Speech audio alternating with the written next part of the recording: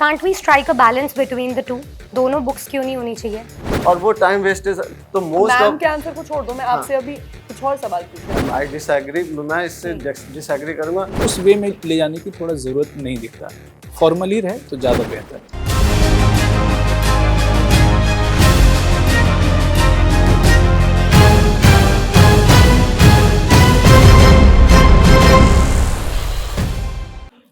May I come in, sir? Good afternoon, all of you. Thank you. Introduction. My name is Bhanu Pratap. I have done graduation in mathematics from CSJM and I have done bachelor from IGNOU. Recently, I have completed my BILS. So आप archaeological survey of India Yes, में work sir. करते हैं। ASI की foundation किस person ने करी थी? Uh, who is known as father of archaeology in India? Cunningham, I think. Okay, और कौन से ईयर में हुई थी ASI की foundation? As I 17. I don't know exact date, but I think 17. अच्छा, what are the functions of ASI, archaeological survey? Mainly function is to conserve the heritage. So the old heritage. So mainly function is to conserve for the future generation. So how future generation know about the old heritage? So mainly function is to conservation. So where is your posting? I posted in Dharwad. Dharwad. Okay, and what are the major sites in Dharwad? Major site is one is a very famous temple, and one is I forget the name, mosque. Okay, Bijapur Gol हाँ, गुम्बद. गोल गुम्बज भी है. Sorry for It is the largest dome Yes. of the world. किसने construct करा था वो? Adil sir. Okay, और Taj Mahal ASI में आता है, वक्फ में आता है? सर इस come under ASI. ASI. ASI आता है। दिल्ली में मेजर साइट कौन कौन सी है? दिल्ली रेड फोर्ट, जामा मस्जिद, कुतुब जामा मीनार. मस्जिद ASI में आती है? अगर ASI में आती है तो फिर नहीं, it's come under Waqf board. Sorry. Okay, Qutub Minar? Qutub Minar is come under ASI. ASI. Okay, so ASI से पहले एशियाटिक सोसाइटी ऑफ बंगाल भी बनी थी, आपको sir. उसके बारे में इंफॉर्मेशन है? Asiatic society is mainly formed for study purpose, for ancient scripture. So how English people know about Indian rule? So they mainly study purpose. So about Indian society, how Indian society, they know about Indian society. They went to know about Indian society. So Asiatic society. तो जब आप ASI में, तो आपकी training में आपको कुछ history के बारे में बताया होगा कुछ? No, I work as a MTS, so not a major task. Okay okay okay, so चलो करंट न्यूज में अब आते हैं। Yes, sir. अभी दिल्ली के एजुकेशन मिनिस्टर का नाम बताएं। Sir, I don't know exactly name, but former. So you are in Karnataka. Yes, who is the chief minister of Karnataka? Bomai. SR Bomai. ऐसा मुंबई। एंड कर्नाटका की अभी एक फेमस, कर्नाटका बेस्ड एक फेमस वेब सीरीज भी रही है, काफी फेमस। क्या नाम है उस वेब सीरीज का? Sorry, sir, I don't. Okay, अच्छा, कर्नाटका जो रीजन है, कर्नाटका कितनी स्टेट से टच होता है इंडिया की? I don't know exactly, but it's a connect 4 or 5 states. 4 और 5 स्टेट। सो आप उत्तर प्रदेश से बिलोंग करते हैं? Yes, sir. तो लैंग्वेज बैरियर फील होता है कर्नाटका में? Yes, sir. I feel bad.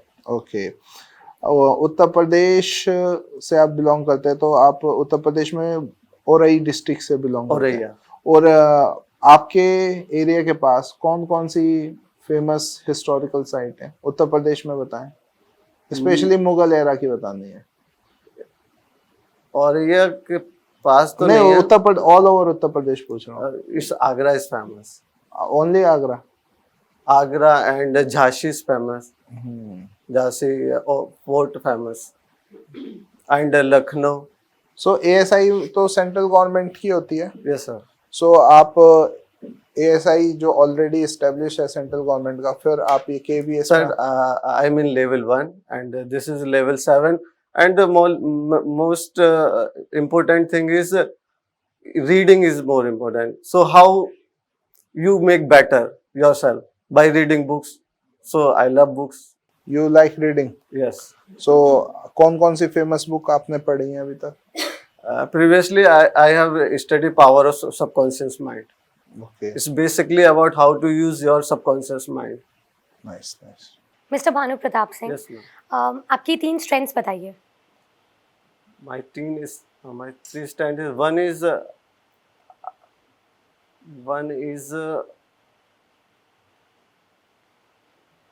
I'm already in government job, and second I'm a stable mind.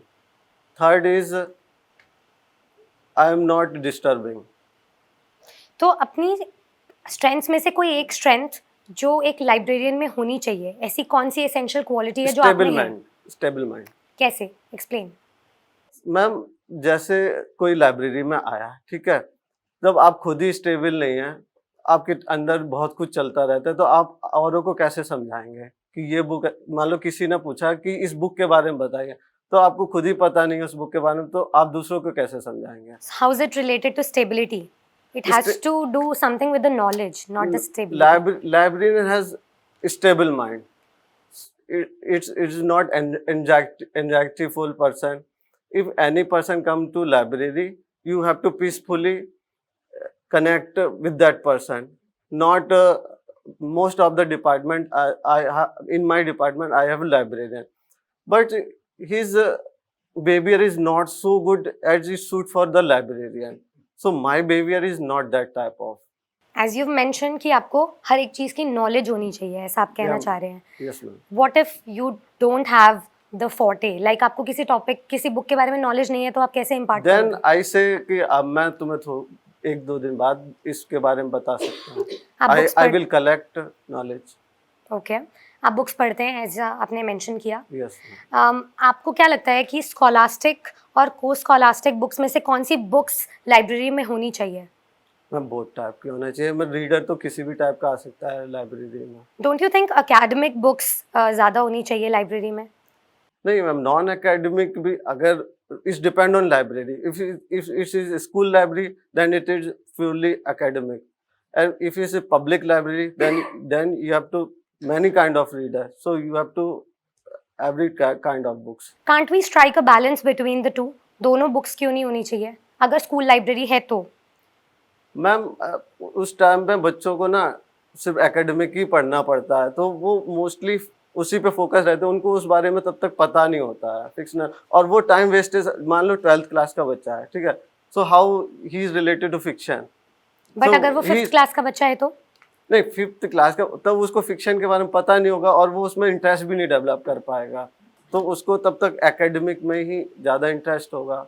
But as a librarian Yes, तो ma'am. हमारा काम है इंटरेस्ट डेवलप करना, स्टूडेंट्स को एक इंक्लूसिव एनवायरनमेंट प्रोवाइड करवाना। तो मैम फिक्शन की बुक होनी चाहिए, लेकिन जैसे आपने 5th क्लास की बात की, 5th क्लास में ना जैसे स्टोरीज बुक होनी चाहिए जो बच्चों को इंटरेस्टिंग लगे. अब मतलब उसको साहित्य की किताब होगी तो उसको इंटरेस्टिंग ही नहीं लगेगा. तो को स्कॉलास्टिक भी तो एक्स्ट्रा को करिकुलर और नॉन एकेडमिक जो फोर्टे उसमें आ जाएगा ना, उस डोमेन तो में मैम आएगा। मैंने बोला ना दोनों टाइप के. अब स्कूल लाइब्रेरी में बहुत ज्यादा कोकलास्टिक होगा तो मैम उतना ज्यादा इंटरेस्ट डेवलप नहीं होगा, और एक लाइब्रेरी को ये भी मैनेज करना होता है कि उसके रिसोर्स कैसे बेटर यूटिलाइज हो सके. अब मतलब मान लो केवीएस की लाइब्रेरी है, तो उस लाइब्रेरी में उसके रिसोर्स भी लिमिटेड होंगे, तो हमें तब तक फोकस करना होता कि इस बोर्ड के बच्चे हैं, स्कूल करिकुलम के बच्चे, इनको कैसे पढ़ाना होगा, इनको कैसे इंटरेस्ट डेवलप करना होता, तो उस हिसाब से मैम रखना चाहिए. हम रिसोर्सेज प्रोवाइड करवाने के लिए अपनी तरफ से क्या स्टेप्स ले सकते हैं? मैम रिसोर्स प्रोवाइड करने के लिए पब्लिक फंडिंग कर सकते हैं. क्या ये सिस्टम का फेलियर है कि No, रिसोर्सेज लिमिटेड है?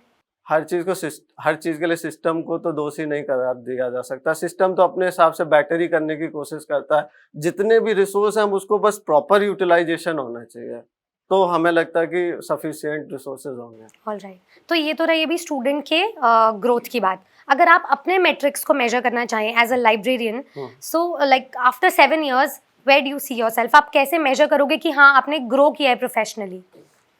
मैम मुझे अगर मैं उसमें नॉलेजेबल हूँ तो मुझे लगेगा कि मैंने अच्छा काम किया है। मतलब कोई मुझे आता है बुक के बारे में पूछता है, अगर मैंने 7 years उस लाइब्रेरी में काम किया तो मुझे most probably most of the books की नॉलेज होनी चाहिए।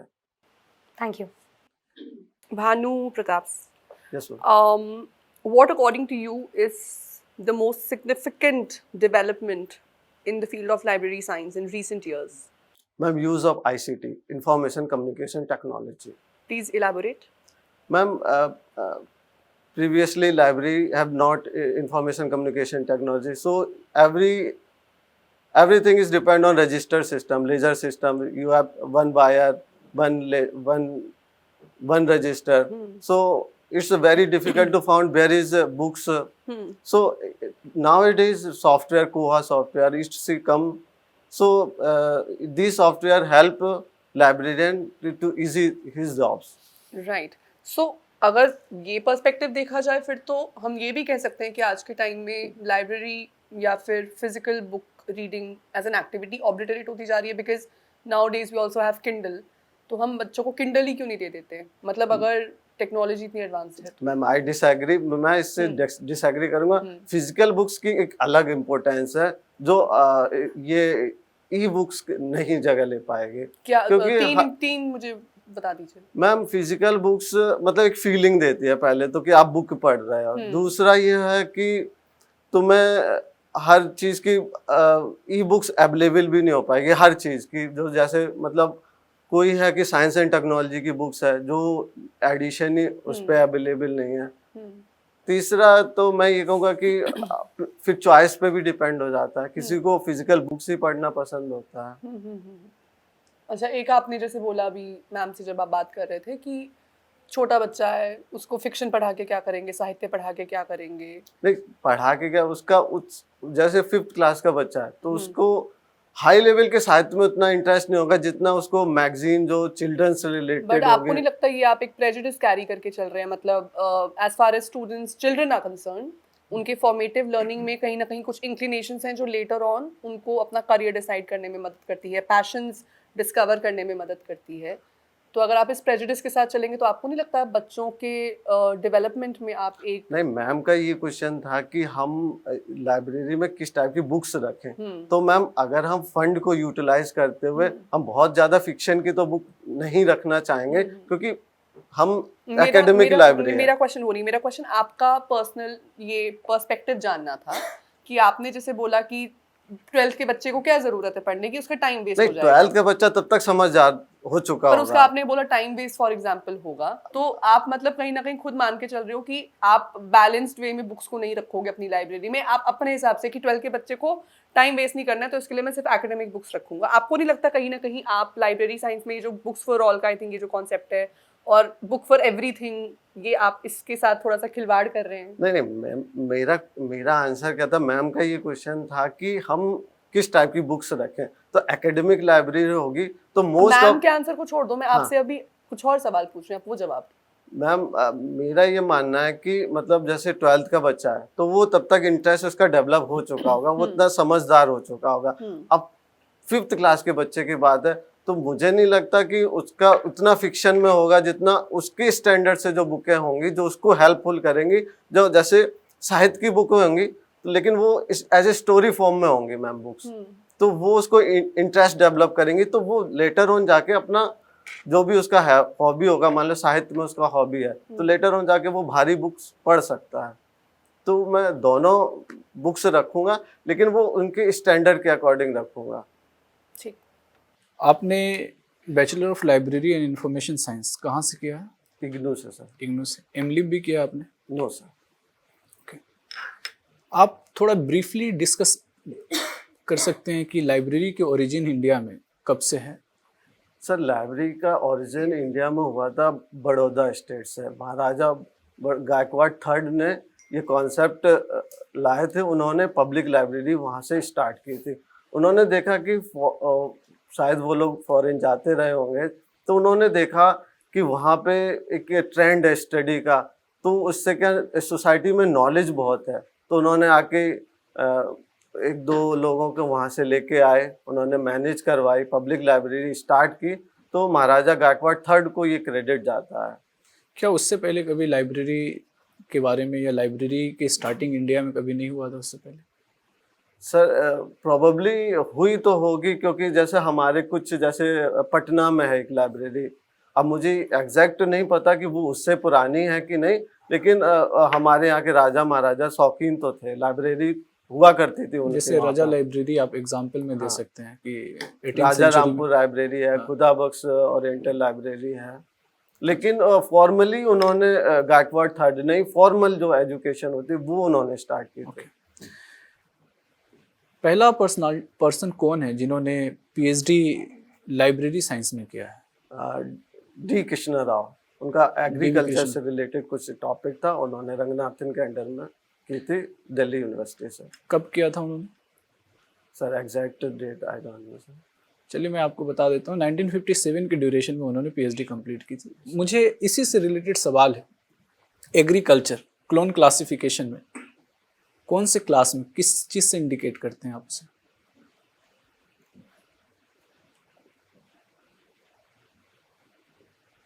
At this time I am not able to recall. Clone classification कब इसे पहली बार इसे पब्लिश किया गया था? रंगनाथन ने सर ने किया था और 1931 में। एक सवाल है कि डीवी कृष्ण राव के बारे में आपने बताया Yes, sir. कि उन्होंने पीएचडी दिल्ली यूनिवर्सिटी से किया।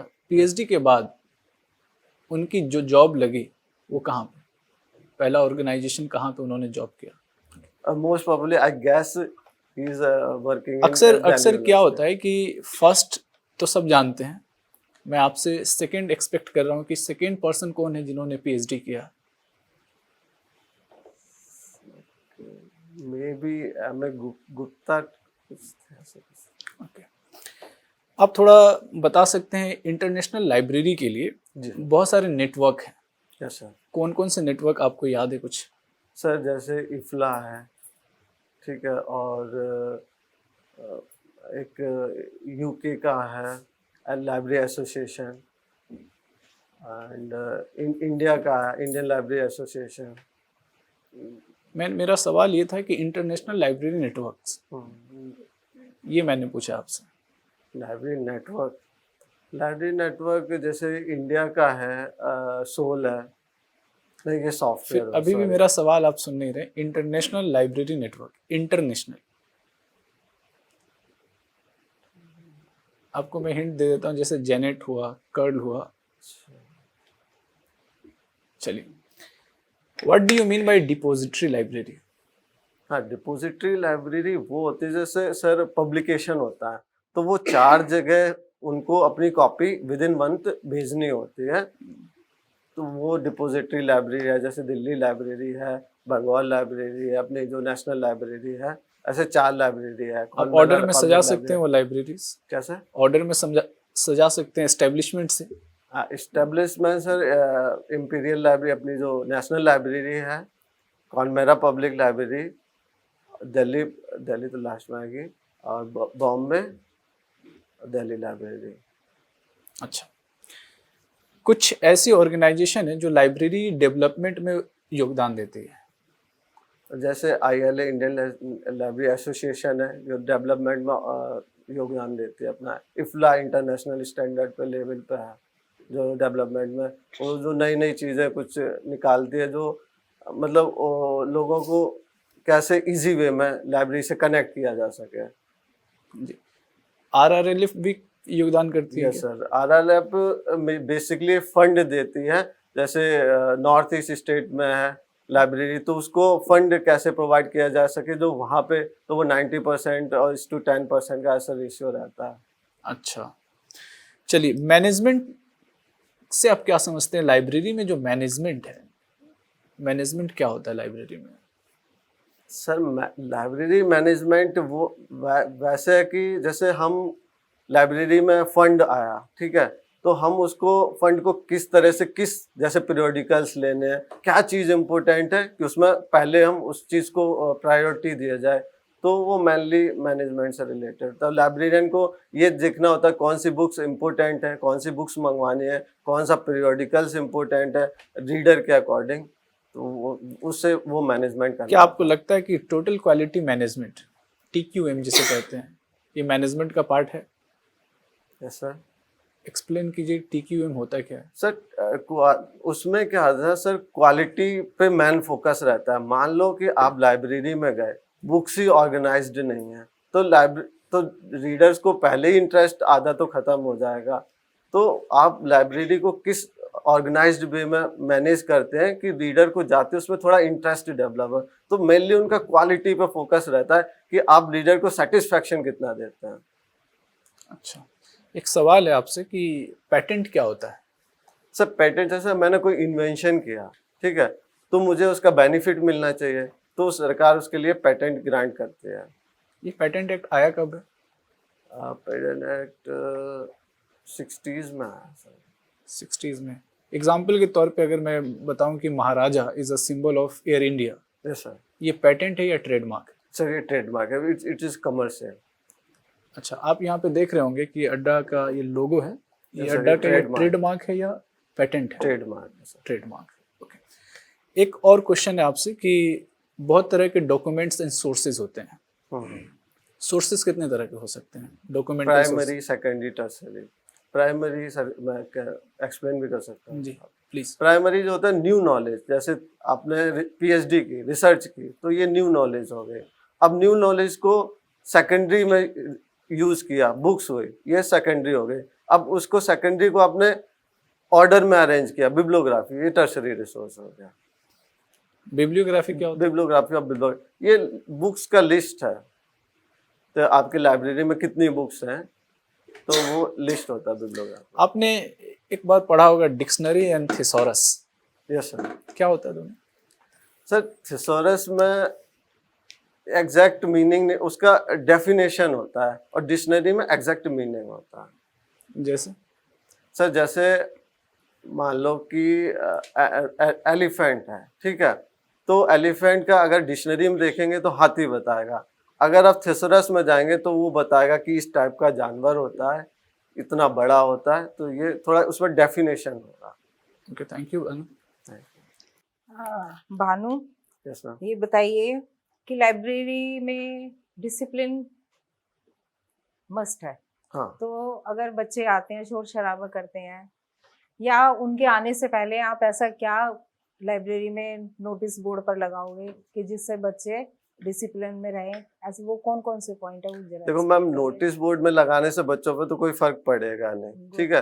तो हमें बच्चों को बस परसुएशन ही करना होगा, और उन्हें समझाना ही होगा कि मतलब अब यहाँ पे पढ़ने आए हैं, तो उनको पढ़ने का माहौल शोर में तो हो नहीं सकता, वो तो जैसे क्लास में शोर मचाते हैं, ठीक है, लाइब्रेरी में तो शोर लाइब्रेरी में तो नहीं मचा सकते हैं। तो हम उनको परसुएश करेंगे कि आप पढ़िए, इंटरेस्टिंग बुक देंगे। हो सकता है कि उनको ध्यान भटकाने के लिए हम वो 2 उतने मिनट पे की भी ना माने तो 2 क्या मिनट के लिए कदम उनको कोई उठाएंगे? कहानी बता देंगे कि ऐसा हुआ था, ऐसा हो जाएगा, आप ऐसा करोगे तो ऐसा हो जाएगा। कभी कभी लाइट चली गई, या उसकी लाइब्रेरी रूम की आपके पास चाबी आप घर भूल आए, जी ठीक है, लाइब्रेरी रूम बंद है, तो क्या उस दिन बच्चे बिल्कुल लाइब्रेरी या आपका सारा पीरियड या पूरा दिन आप कुछ नहीं करेंगे? नहीं मैम, अगर ऐसा होता है तो मैं उनकी एक्स्ट्रा क्लास ले लूंगा। क्या बाहर लेंगे तो क्या कराएंगे एक्टिविटी? बाहर लेंगे तो मैं उनको कोई फिक्शन से रिलेटेड स्टोरी सुनाऊंगा जो मैंने पढ़ रखी होगी, इंटरेस्टिंग होगी, जो उनको मोटिवेट करेगी कि उनको फ्यूचर में क्या करना चाहिए। मोस्ट ऑफ द चिल्ड्रन यही कंफ्यूज होते हैं, उनको आगे क्या करना होता है। तो मैं अपने एक्सपीरियंस से उनको बता सकूंगा, उनका इंटरेस्ट पूछूंगा कि उनका इंटरेस्ट किस चीज़ में है, तो मैं उनसे बता सकता हूँ कि किस चीज़ में तुम अपना कैरियर बना सकते हो, क्या करना है। मैं उनसे फीडबैक लूंगा, उस चीज़ में मैं उनको और ओरिएंटेशन बता सकता हूँ। बच्चे को आपने किताब इश्यू करी है, वो 10 दिन बाद पेज फाड़ के ले आया, कटी फटी या हो गई, फट गई, फाड़ के ले आया या खो दी, तब क्या पनिश करेंगे उसे? तो मैम जो स्टैंडर्ड प्रोसीजर होगा पेनल्टी का, वो उनको पे करना होगा। अपने लेवल पर क्या करेंगे? आप उसको पनिश नहीं करना चाहते? नहीं मैम, अगर उसको पनिश नहीं किया जाता, वो नेक्स्ट टाइम फिर बुक ले जाएगा, फिर बुक फाड़ेगा, तो पेनल्टी तो देनी पड़ेगी। पुरानी जो किताबें होंगी कटी फुटी जो होंगी उनका क्या करेंगे? मैम उसके लिए प्रोसेस होता है वीडिंग आउट का, तो उसमें हमें लिस्ट बनानी होती है, फिर कमेटी को देनी होती है, वो अपना डिस्कस करते हैं, देखते हैं, एक बार चेक करते हैं कि ये बुक्स वास्तव में है हटाने लायक लाइब्रेरी से कि नहीं, तो वो वीडिंग आउट का प्रोसेस होता है मैम उसके तो लिए। उन्हें कहाँ रद्दी में दे दी जाएंगी?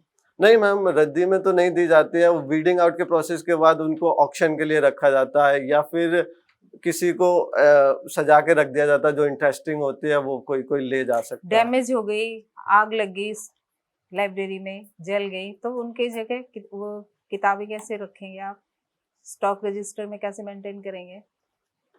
अब मैम आग लगेगी तो पूरी लाइब्रेरी में लगेगी। नहीं, मान लीजिए थोड़ी बहुत जल गई किताबें, तो मैम जो स्टैंडर्ड प्रोसीजर होगा मैं उसको फॉलो करूँगा, जो उसका जैसे आग लगने का कोई प्रोसीजर होगा कि उसको कैसे मेंटेन करना, तो मैम वो प्रोसीजर फॉलो करूँगा। कंज्यूम भी तो करते हैं ना पुरानी किताबों को, उनकी जगह फिर नई मंगा लेते हैं। अब पुरानी किताबों की जगह नई मंगाएंगे तो मैम वो स्टैंडर्ड प्रोसीजर होगा उसको मंगाने का। होता है उसका भी, मैनेजमेंट में आता है ये भी। अच्छा, और बच्चों को कैसे इशू करेंगे किताबें? मैम बच्चे कि हमसे हर क्लास में हर बच्चे के पास किताब हो, चाहे वो उनकी कॉमिक वाली हो, चाहे उनके टेक्स्ट बुक हो, तो चाहे मैम कोई उपन्यास हो, कोई कहानी हो, कोई बाल गीत हो, ये हाँ। कोई जनरल नॉलेज की हो, जो बच्चे की पसंद की है। तो मैम वो आएंगे हमारे पास कि हमको ये बुक चाहिए, तो मैं उनको लाइब्रेरी से निकाल के वो बुक इशू करूँगा। तो बच्चों को कैसे पता चलेगा कि आप अब बुक इशू करने वाले हैं? सारे स्कूल के बच्चों को तो एक साथ नहीं करेंगे, नहीं सारे बच्चे कुछ नोटिस बोर्ड पे लगाएंगे ना कि भाई एक क्लास के बच्चे इतने से इतने तारीख तक ले जा सकते हैं, कुछ ऐसा नहीं, करेंगे? मैम वैसे तो वैसा ऐसा तो कभी पॉसिबल नहीं है कि पूरा स्कूल एक ही दिन आ होगा ही जाए, नहीं। एक ही हाँ, दिन आ जाए कि सब लोग एक ही तो उसके लिए तो आपको कुछ वो बनाना पड़ेगा ना, एक कुछ नियम बनाने पड़ेंगे। वैसे मेरे नॉलेज में जैसे उनका पीरियड होता है कि वो बच्चे इस पीरियड में लाइब्रेरी में जाएंगे, तो वो उस पीरियड के दौरान लाइब्रेरी में आते हैं, बुक से पढ़ते हैं, देखते हैं, उनको पसंद आएगी तो वो वहाँ बोलेंगे, मैं उनको इशू कर दूंगा। क्लासरूम में से बच्चे आ गए आपकी लाइब्रेरी में, Yes, क्योंकि ma'am। क्लासरूम से तो लाइब्रेरी रूम दूर होगा, हाँ और कुछ बच्चे नहीं आए, आपको कैसे पता चलेगा? मैम, अब ये तो उनका लिस्ट होता होगा हमारे पास, लाइब्रेरियन के पास कि इतने बच्चे इस क्लास में है, मोस्टली 40 का रेशियो होता है, तो उसमें से मान के चलते कि 5 एब्सेंट रहे होंगे, तो वो लाइब्रेरियन को तो देख के पता चल ही जाएगा, और इतने दिन से वो वहाँ पे काम कर रहा है तो बाय फेस भी जान जाता है कि ये बच्चे इस क्लास के हैं। नहीं, इतना रहे होंगे, नहीं होना चाहिए आंसर। चलिए ठीक।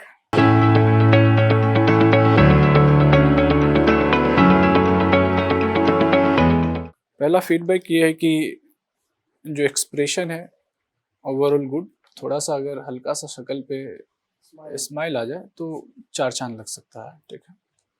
दूसरा है कि सर ने एक सवाल पूछा था कि ASI की फाउंडेशन, आप इस क्वेश्चन को बहुत बेहतरीन तरीके से एक्सप्रेस कर सकते थे, लेकिन आपने किया नहीं, पता नहीं मुझे क्यों नहीं किया।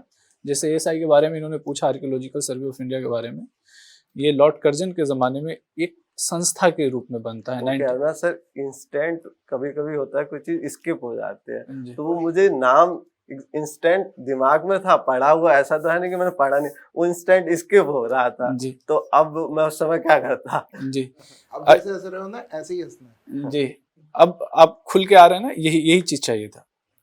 तीसरा चीज़ है कि फॉर्मल लैंग्वेज को, जैसे आप फॉर्मल से इंटरव्यू को इनफॉर्मल वे में ले जा रहे हैं, वो मुझे जो नोटिस हुआ, फॉर्मल से इनफॉर्मल, जैसे इंसान टॉक नहीं करता है, ग्रुप में बैठे हुए हैं दोस्तों में, उस वे में ले जाने की थोड़ा ज़रूरत नहीं दिखता, फॉर्मली रहे तो ज़्यादा बेहतर है। और एग्जैक्ट आंसर पे मुझे कई बार ऐसा लगा कि एग्जैक्ट आंसर पे आप नहीं पहुंच पा रहे हैं। एग्जाम्पल के तौर पे, जब मैंने आपसे इंटरनेशनल लाइब्रेरी नेटवर्क पूछा तो आप बहुत अच्छे से आंसर कर सकते थे, OCLC, RLG, Janet and curl, ये सब आप एग्जाम्पल दे सकते थे, जो कि आपको पता होते हुए भी आप एग्जाम आंसर नहीं दिए। दूसरा है डिपोजिटरी लाइब्रेरी में, आप जानते हैं कि एस्थेटिक सोसाइटी ऑफ बॉम्बे 1804 में एस्टेब्लिश होता है। ये सबसे पहला ऑर्गेनाइजेशन है जो कि इसमें काम करता है, कैनोमेरा है, फिर नेशनल लाइब्रेरी ऑफ कोलकाता है, फिर उसके बाद आप कहते हैं डीपीएल, दिल्ली पब्लिक, तो इस ऑर्डर को सजा सकते थे। मुझे जहाँ तक लगा कि नॉलेज का जो है संग्रह एक जगह पे नहीं है, बिखरा हुआ नॉलेज है, उसको कंसाइज करने की जरूरत मुझे दिखता है। बाकी So I'll give my feedback. Let's start with body language first. आप jeans नहीं पहन सकते हो, हाँ, so वो मुझे be पता aware है, of क्योंकि that. फॉर्मल अभी था ही नहीं मेरे Yes, pass. so take care of the attire. And question के answers जो थे उसमें आप फंस रहे थे और आप मौका दे रहे थे इंटरव्यूअर्स को कि और क्वेश्चन बन सकते हैं, उसी में ही आप कुछ ना कुछ बोल रहे थे, जैसे लिमिटेड रिसोर्सेज हैं, उसकी कोई नीड नहीं थी ना बोलने की, वो तो एक नेगेट कर रहे हो आप अपने आंसर को, राइट? आपके I saw you rubbing your hand against your jeans once, तो आप उसको अवॉइड करना, ठीक है, जस्ट वंस, आप कोई फ्रिक्वेंटली नहीं कर रहे थे आप, ऑल दो। इंट्रोडक्शन मुझे बहुत शॉर्ट लगा, उसमें आप अपनी स्ट्रेंथ वीकनेस और पैशन टुवर्ड्स टीचिंग ये आप मेंशन कर सकते थे, केवीएस के बारे में कुछ बोल सकते थे। उसके बाद आपके जो स्टेटमेंट्स थे वो थोड़े मुझे कॉन्ट्रडिक्टरी लगे, जैसे जो क्वेश्चंस मैंने आपसे पूछे स्कॉलास्टिक वाला, उसमें आप दोनों आंसर जब आप दे रहे थे तो उसी को जस्टिफाई करना था आपने, रादर देन सेइंग कि 12th क्लास का बच्चा तो सिर्फ बुक्स ही पढ़ेगा ना, व्हाट इफ उसको नहीं पढ़ना है, लाइब्रेरी होती इसलिए है सो दैट ही और she can develop interest in foster learning, है ना, तो इसके लिए। उसके बाद आपके जो वो क्वेश्चन था उसमें आप कैसे हेल्प कर सकते हो मैट्रिक्स अपनी ग्रोथ की, वो क्वेश्चन बहुत वेग था उसका आंसर कि हम देखेंगे if I know my standards, if I know my teaching well, तो वो जस्टिफाई हो जाएगा। ऐसे तो एवरीबडी नोज, टीचर का काम तो यही होगा ना, उसको पढ़ाना है, उसको उस चीज़ में नॉलेज है। रादर देन सेइंग दैट आप ये कह सकते थे कि कोलैबोरेट करेंगे आप दूसरे टीचर्स के साथ या स्टाफ मेंबर्स के साथ, और भी बहुत सारे ट्रिक्स आप यूज़ कर सकते थे क्लासरूम को इंटरेस्टिंग बनाने के लिए। That's it. मैम मैंने वो लाइब्रेरी के पर्सपेक्टिव से बोला था, जैसे आपने बोला कि आप 7 साल, मैं एज ए लाइब्रेरियन आया हूँ, ठीक है, तो मैं 7 साल लाइब्रेरी में ही काम कर रहा हूँ, तो आपने शायद ये पूछा था कि आप 7 साल बाद क्या एक्सपेक्ट करते हैं अपनी ग्रोथ, तो आपने बोला कि मैं अपनी जॉब में अच्छा हूँ तो मैं अच्छा हूँ, पर उसको थोड़ा पॉइंटर्स के साथ इल्यूसिडेट कर सकते थे हम, अच्छा, कैसे कर सकते हैं, किस वे में आपका ग्रोथ चार्ट जो है वो मेजर होगा, तो टेक्निकल आंसर्स पे थोड़ा काम करना है। आप बीच में ठीक है का यूज बहुत कर रहे थे, या होता होगा मे बी, अनसर्टेनिटी नहीं होनी चाहिए, you should be sure of your answer, and if you don't know the answer just say it out loud, I am really sorry, I can not answer, I can not recall. Attire का तो ma'am ने आपको बोल दिया, आप जब आए थे तो आप फिंगर स्टैप कर रहे थे इनिशियली, वो नहीं करना है बिल्कुल भी, बिल्कुल स्थिर हाथ रहने चाहिए। आपने बोला अपनी स्ट्रेंथ्स में, आपको मैम ने जब स्ट्रेंथ्स वाला क्वेश्चन बोला, हमेशा याद रखिए आपकी स्ट्रेंथ्स कभी भी आपकी पोजेशंस नहीं हो सकती कि मेरे पास ऑलरेडी गवर्नमेंट जॉब है, ये नहीं, it has to be a part of your character, it has to be a virtue that you hold, it can never be a possession, number 1। Number 2, ये तो कहीं भी नहीं बोलना कि ये मेरे पास गवर्नमेंट जॉब है, तो वैसे ही गवर्नमेंट जॉब्स की कमी है देश में, मैं उस इंसान को जॉब दूंगी ना फिर जिसके पास नहीं है, जिसके घर में, आपके घर में चूल्हा जल रहा है, तो मैं आपको दूसरा चूल्हा क्यों ना के दूं, है ना, वो ये तो स्ट्रेंथ बनी, ये तो पॉइंट ही नहीं हो सकता, तो ये बात इस तरीके से कभी मत रखिएगा। टाइम वेस्टेज वाला वो पॉइंट मुझे बिल्कुल भी वो वैलिड नहीं लगा, मतलब मुझे कहीं ना कहीं जो आपने वो जो इस तरीके की स्टेटमेंट की, 5th का बच्चा क्यों ही वो हाई लेवल का साहित्य पढ़ेगा, लिटरेचर पढ़ेगा, फिक्शन पढ़ेगा, या 12th का बच्चा क्यों ही अपना टाइम वेस्ट करेगा बुक्स में, मतलब ये नेगेटिव वर्ड्स कोशिश करें अवॉइड करें, ठीक है, पॉजिटिव अपना डिस्कोर्स पॉजिटिव रखें, चॉइस ऑफ वर्ड्स। एक पॉइंट मुझे अच्छा लगा कि आपने सिस्टम को गुड बोला, कि सिस्टम तो अपनी तरफ से बेटर ही करने की कोशिश करता है, I think that was a good point that you said. थोड़ा सा इनफॉर्मल वर्ड्स, लैंग्वेज की बात कर लेते हैं। आप बीच में आपने बुकें बोला एक पॉइंट पे मेरे आंसर में, बुक्स बोलिए, बुकें ना बोलें। फिर आप काफी आपके स्टेटमेंट्स मैंने लिखे, जैसे कि मैंने बोला ना, और आपने बोला जैसे काफी बोल रहे थे, ठीक है देखो अब ये तो मैम इस तरीके से नहीं बात कर सकते हैं ना, इनफॉर्मल आप स्टेटमेंट्स जो है नहीं यूज कर सकते हैं। और मैंने जब आपसे क्वेश्चन पूछा मैम ने आपको ये क्वेश्चन पूछा तो अब आप इसमें से बताओ, वो मेरा तरीका है क्वेश्चन फ्रेम करने का, आप उस पर मुझसे डिबेट नहीं कर सकते कि नहीं मैंने तो उनके उस सवाल का जवाब दिया था, इस वक्त मैं आपसे सवाल पूछ रही हूँ तो आप मेरे सवाल का जवाब दीजिए। तो इंटरव्यू में आपके 8-8 पैनलिस्ट भी होते हैं कई जगहों पे, तो कोशिश करें कि सबको इंडिविजुअली आंसर करें, वो आपको चाहे रिलेट करके पूछे, बट कोशिश करो आप अपना इंडिविजुअल आंसर ही दीजिए। आवाज मुझे लगा आप थोड़ा मुंह में बात कर रहे थे, थोड़ा सा voice has to be a little bit louder so that it is well observe. and better audible. Last, answer की स्ट्रक्चरिंग, मतलब आई थिंक आपको नॉलेज थी, मतलब जितना मैं नहीं जानती लाइब्रेरी साइंस के बाद में जितना भी आपके पास था, मुझे ऐसा लग रहा है कि फ्रेमिंग नहीं थी आंसर्स की ठीक. So if the answers are better framed and better structured, वो अच्छा इंप्रेशन देगा साथ. मैंने डिसिप्लिन के बारे में आपसे पूछा था, नोटिस बोर्ड का आपने कहा नोटिस बोर्ड पर लगाने से कोई फायदा नहीं, कि बच्चे को समझाएंगे वो नहीं समझेंगे, श्योर है ना, लेकिन नोटिस बोर्ड तो बहुत ज़रूरी है, ऐसे नहीं अपना नहीं बताना कि ये नहीं है. और उसमें अटेंडेंस की एक बात करी थी, तो आप क्लास टीचर की मदद ले सकते हैं, उनका पास अटेंडेंस रजिस्टर होता है, बच्चों को काउंट कीजिए कितने बच्चे कम हैं, मैसेज भिजवाइए. फिर मैंने पुरानी किताबों के पूछा, और जो किताबें जल गई, डैमेज हो गई, उनकी जगह पर आप अपने लेवल पे तो आप क्या करोगे, मैनेजमेंट से बात करोगे या स्कूल के प्रिंसिपल से बात करोगे, उन लिस्ट बना कर दोगे, और इस तरह वो किताबें वहाँ पर भरपाई हो जाएगी, कमी नहीं रहेगी. ये बाकी जो सब ने बताई दिया वो अपने में सुधार कीजिए. You can ask questions. Should you have any? नहीं मैम, बस फीडबैक मेरे लिए काफ़ी है, मतलब मैं इस पे वर्क करूँगा, जो मुझे कमियाँ बताएंगे मैं इन पर वर्क करूँगा. अभी मुझे लगता है कि अभी ठीक ठाक टाइम है अभी मैं, क्योंकि मैं अभी 1 महीने से थोड़ा स्टडी पे कंसंट्रेट नहीं कर पाया, तो इसलिए थोड़ा लाइब्रेरी साइंस का जो सर बोल रहे थे ना, वो भी थोड़ा रिवीजन का प्रॉब्लम है, तो वो मैनेज हो जाएगा. और जो सर लोगों ने आगे फीडबैक आपका कॉन्फिडेंस सही है, थोड़ा स्ट्रेट फॉरवर्ड बैठे, आपके कंधे मेरे को झुके हुए से लगते हैं कई बार, अच्छा, तो उस तरीके से तो मैं इन चीज़ों पे वर्क करूँगा. All the best.